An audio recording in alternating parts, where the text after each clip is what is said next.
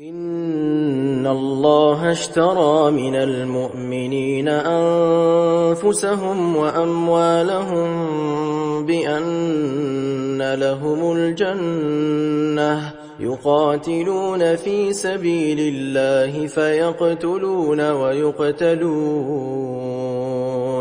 وعدا عليه حقا في التوراة والإنجيل والقرآن ومن أوفى بعهده من الله فاستبشروا ببيعكم الذي بايعتم به وذلك هو الفوز العظيم.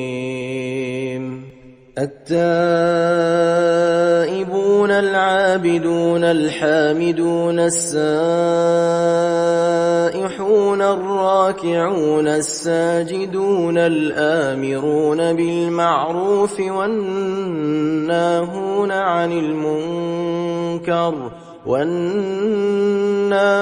عن المنكر والحافظون لحدود الله